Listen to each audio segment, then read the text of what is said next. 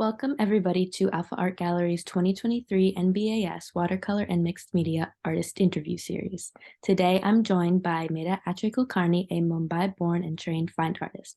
Medha, thank you for joining me today. Thanks, Rebecca. I'm very excited about this interview.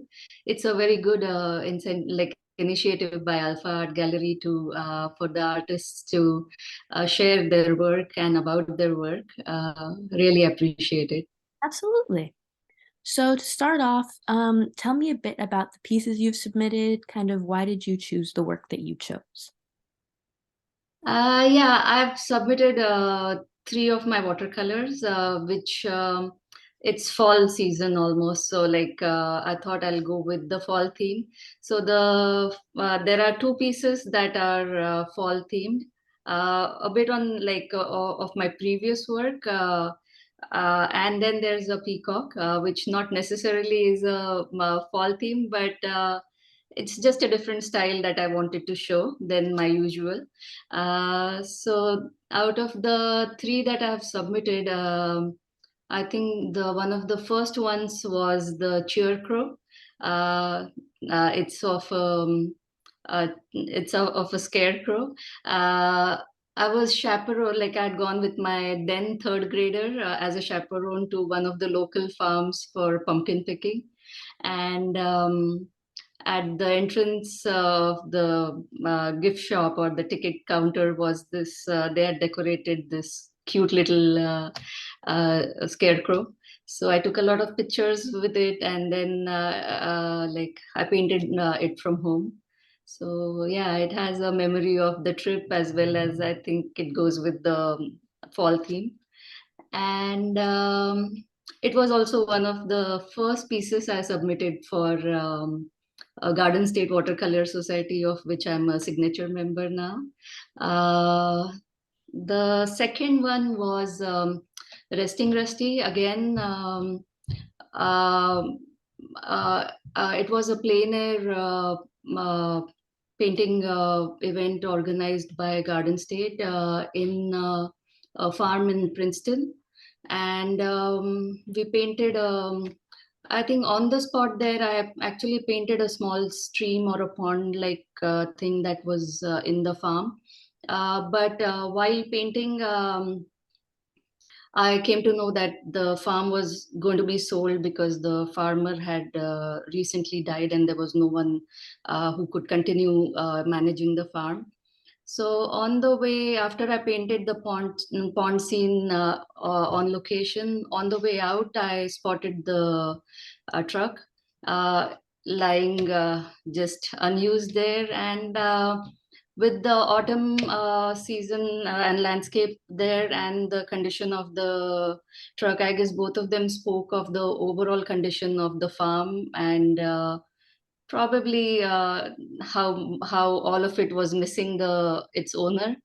Again, I took a few pictures of the truck and then worked on it at home from my home studio.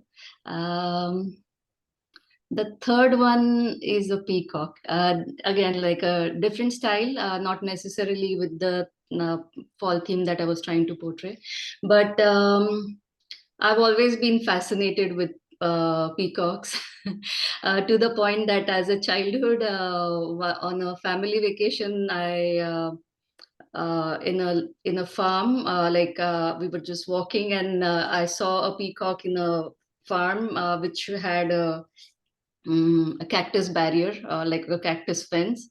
And I was just so fascinated by a peacock that I was wearing flip flops, and I just walked through the cactus fence with all thorns in my feet. So yeah, so I guess I really like peacocks. So being as fascinated with them as an artist, I guess it deserves at least one peacock painting from me. So yeah, that's the peacock. I love that. And I love how each of your pieces really is kind of tied to your identity in different ways. And that's actually a really good transition into our next question. Because as a mother, I'm sure you're constantly surrounded by inspiration. I don't know how yes. old your kids are, but I'm sure, like as you said, growing up, when you would take them to their field trips and everything, like there was always inspiration surrounding you. So what in particular drives you to create, would you say? Yeah, I guess my kids are grown up now, teenagers, and into college. Like the older one is entering college. When they were younger, of course, they were my biggest inspiration for a while. So I have a whole series of portraits in watercolors done by them. You can see that's my niece, the one in the pink. But I had a whole series of three of them now. But it's always been, I guess, I decided to take up painting and teaching from home so that I could be with the kids. Also, my studio happens to be my home. So I'm pretty much homebound, and I find uh, like whatever touches my heart or appeals to me, either that is related to the kids or while I'm on my errands or just my backyard or whatever small little outings we have as a family or so most of them I guess are moments or light or nature that inspires me on my local trips or my in general. I there are very few plein air events that I can attend with the kind of responsibilities I have at hand. Uh, Probably once the kids are a little older, I can go to more scenic spots where I can paint. But for now, flowers, nature, light, anything. I mean, Understandable. And like you said, the pictures always do the trick for reference. yes, yes. I think they are because I guess I'm always so short on time that like painting on location is a big time challenge. So photographs do help me to paint at my convenience, uh, like daytime, because I have to keep my work hours flexible to adjust with my kids' timings. So I paint it's like sometimes I paint during the day, sometimes at night. So photo reference always helps a lot. Absolutely. Um, it does flatten things out a lot, so you have to kind of be mindful and like try to work that out. But yeah, it does help. It has its benefits. Definitely, especially because you have so much responsibility and not as much time. There's definitely those time constraints. It's definitely the best way to go. So, True. being that you're such a big advocate for only creating within your means to prevent burnout and preserve your well-being, which I personally admire because I also do art, and so I know that that's the best way to create. What does your creative process look like? Um, yeah, can I just go through? Just give me a minute. Yes, you can. Uh,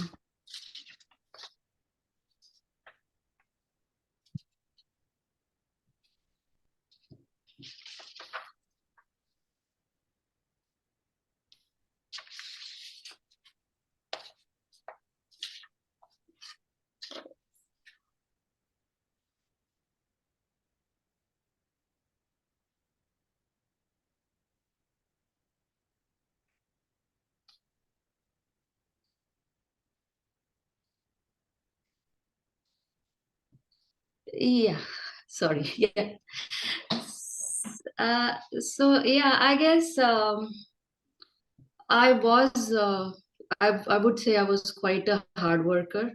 And like before I should mention how I reached the process the thought process that I have to give myself the time and paint only within the like so all over all these years I've been juggling trying to juggle it all, trying to exhibit, trying to teach several batches in person and online, also taking commissions for painting as well as prop work, and things just got, and then there was of course kids and home to manage. So it did take a toll on me, and I guess I learned it the hard way.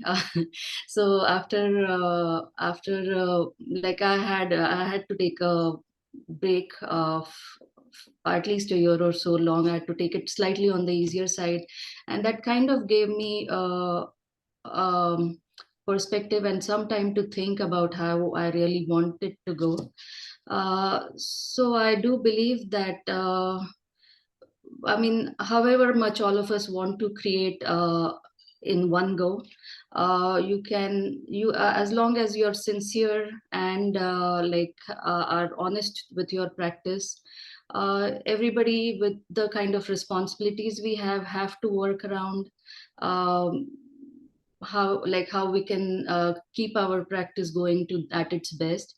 So for now, my recent schedule is, for the time being, I've stopped teaching because it just doesn't leave me any time for creativity or like even to attend my own exhibitions or to pick them up. And so I just uh, aim to paint at least for an hour or two as a practice, as a discipline, not beat myself if on days that I can't for other responsibilities.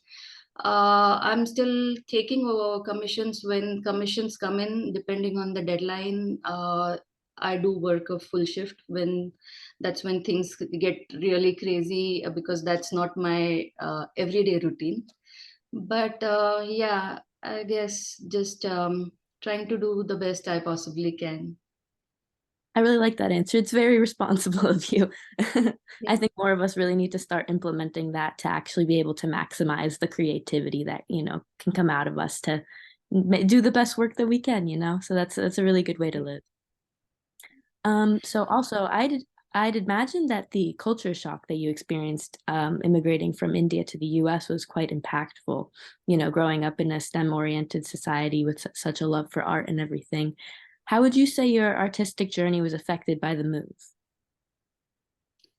Uh, yeah, I don't know if I should say. I moved here in 1999 after marriage. So before uh, moving to USA, I had already finished my BFA in from an art college in Mumbai, and I was working as an cell animator in one prominent studio. Um, so I always was a hard worker, but then I guess as a with no other responsibilities of kids or marriage, I could put in the hours and was very proud of my career as an cell animator, where I was probably in the top 30 in the studio of 400 to 500 animators. Uh, so it kind of like when in 1999 when I came here, the H4 visa limits were a lot more stronger, so I wasn't allowed to work. Uh, so for someone who always was very career oriented, even like I used to illustrate for magazines or newspapers, even when I was in college, uh, not the fact that I wasn't allowed to work was just beyond me. So I also like I had very like being new to USA, had very limited friends or people that I knew. So I started painting for myself. I also started like as I came to know a few people, there were a few neighbors who were interested in sending their kids just to learn art. So I started teaching, and then all was like actually lucky to get a few portrait commissions also then. So that's how instead of looking for uh, art job, I started into trying to find like do art from my home studio itself. um, then of course as kids grew, like as the kids have like were came along, I decided that was like home studio teaching and commissions worked better, where I could be more hands on available with them. And I guess I'm happy about the decision, because over the years, I'm just glad to be a part of their life and be more like there for them, basically. Absolutely. So yeah, Clearly, I so think I get well. yeah. So just trying to do what I can. Definitely, yeah. Uh, So yeah. that's it. So my final question, I know that you're not as into teaching anymore, but as a teacher, that mentality, I'm sure, still follows you around. So what would be like the main piece of advice that you would pass on to your students also wishing to emerge as artists? Yes, I think practice is the biggest thing. Practice, I mean, you cannot stress practice enough. I mean, with social media especially, and I think the younger generation can start comparing, like you have to be mindful that social media is just a way for you to put your art out and show it to the world, rather than comparing yourself to other artists. All of us have our stronger points and what we bring, so just be honest with your practice and do the best you can. And I guess we have our strong points and also luck, so whatever is the best for you and your journey will happen. So That was beautifully put. I love enjoy that. the process. Yeah, absolutely. Yeah, honestly, that's some advice that's gonna even follow me now throughout my art career as well. That was wonderful. Thank you, Meta. Thank you. So that concludes the our interview for today. I'm gonna stop the recording now.